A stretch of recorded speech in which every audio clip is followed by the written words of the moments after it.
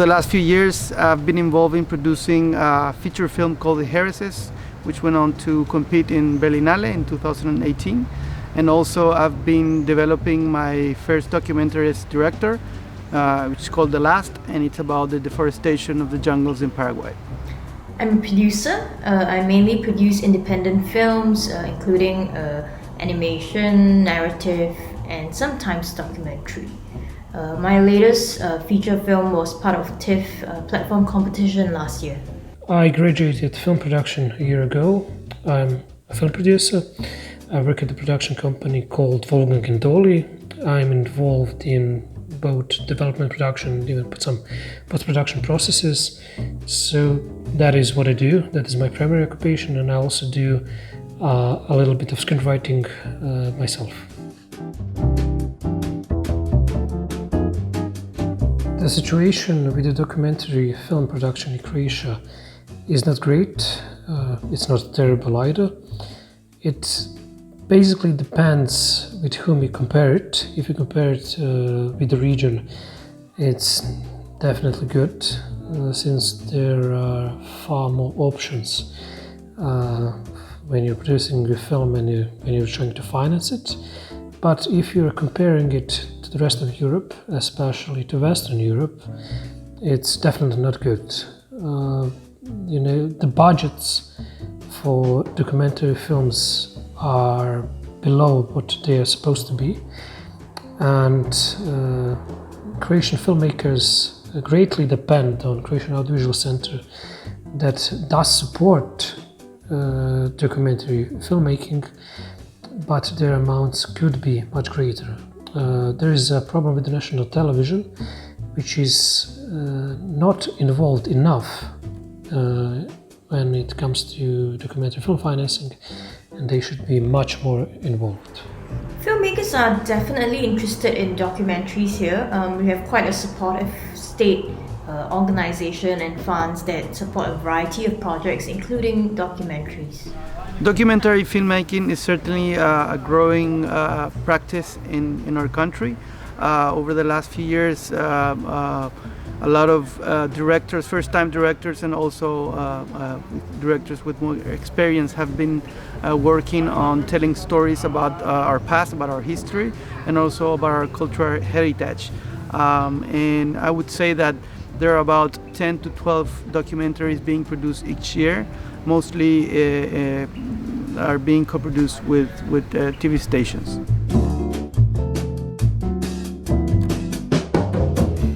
There are a few film schools in the country, but there's no specific program about documentaries. However, these film schools do have a lot of subjects that deal with documentary filmmaking, and there are definitely students that are interested and have been developing their first short films over the last few years, and I've been involved in some consulting in that area. In terms of education, in terms of a venue that screens documentary, we don't have that yet. Academy of Dramatic Art in Zagreb, Croatia is the only place where you can get a formal education to become a documentary filmmaker. And while the interest is quite low for the program, I would say it is getting better each year, and there are many active well-known documentary filmmakers, Croatian filmmakers, who teach there, and they are very good at their job.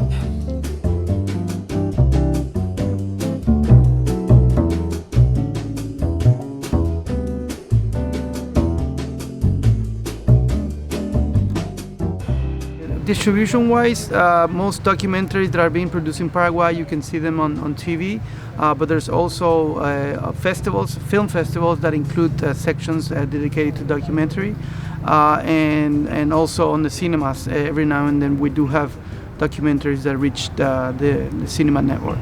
I think with the current pandemic and Netflix, documentaries are definitely more popularized now than ever. There aren't many places where you can watch documentaries in Croatia, especially local ones and regional ones. But there is one cinema that is specifically dedicated to documentary film distribution. They have a small venue, but they are quite often fully booked which is quite amazing. And one of the biggest documentary festivals in Croatia is Zagreb Docs. That's usually being held at the end of February, beginning of March.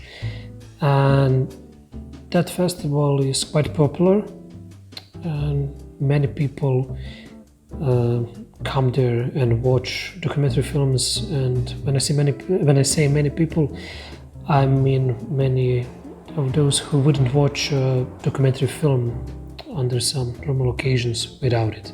So I would say, even though the situation isn't that good, I think that that one specific cinema and one major documentary festival are doing quite a good job at serving the missing link for the Croatian documentary film production, film distribution.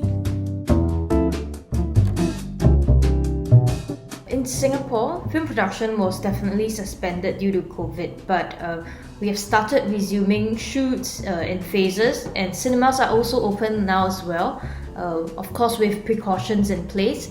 So everything is slightly slower than usual, not what we're used to, but hopefully it will get better. The Paraguayan industry is still at a developing stage, I would say. This has been happening over the last 20 to 30 years, and last year we had a breakthrough in this process because the first cinema law was passed, and this cinema law created the first official public institute for promoting filmmaking, and which is also attached to a fund to finance filmmaking, documentary filmmaking, and filmmaking in general in Paraguay. So this was a good step forward. However, with the current COVID situation, all shootings have been halted. All the cinemas are closed. Over the last few weeks, there has been a few projects that have resumed shooting, and I think that's going to be slowly what's going to happen in the second half of this year. Some of the projects are going to resume, but most of them will probably postpone for the next year. COVID-19 situation caused many problems in the film industry here in Croatia. Everything had to be stopped in March and April. Some of those productions restarted and returned to their shooting schedules in May or June, but some of them are still postponed with no clear date when they will start shooting again. The Film Fund is doing their job surprisingly well. They haven't cut any of their budget yet, and they've been working quite normally. They had published their calls for proposals normally as they would, and they even have a new calls for proposals which encourages filmmakers to apply if they are struggling in this COVID-19 situation, and they can secure additional financing for their films in order to be ready to shoot their films under these new normal circumstances. My experience at Interdoc was, I think it was for me a starting point for my project, my documentary project, my first film project as a director. And so it was symbolically a very important moment, and also as a matter of fact I learned a lot there and made a lot of contacts. But for me the most important thing is that it was the starting point of something that I wanted to do for a long time.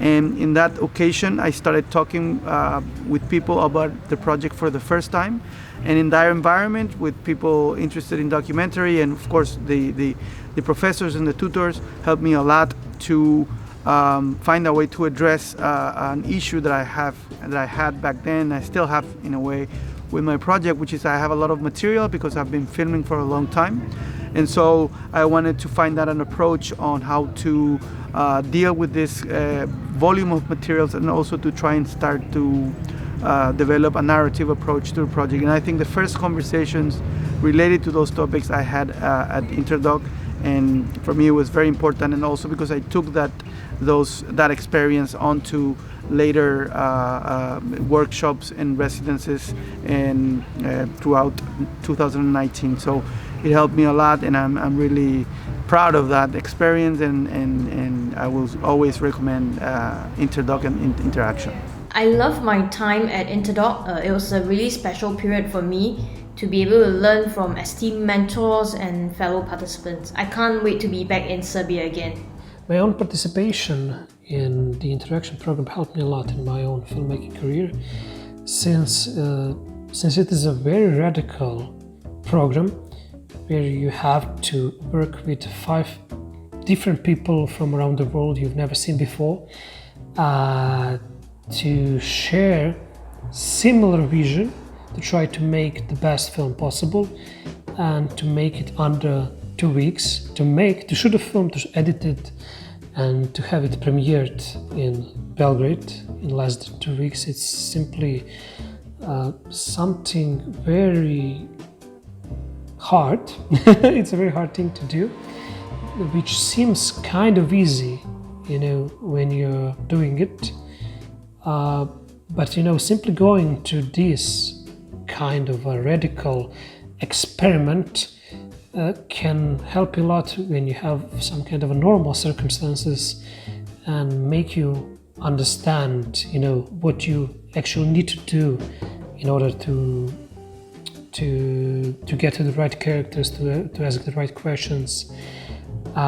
It's simply, being a part of something that's as radical as the Interaction program makes other filmmaking processes look, simple, easier, and it kind of makes you think more about the whole thing and make decisions better and faster. So I would say, it was definitely something that I will remember for quite a long time. The process I enjoyed a lot, and I think, it definitely enriched my career as a filmmaker.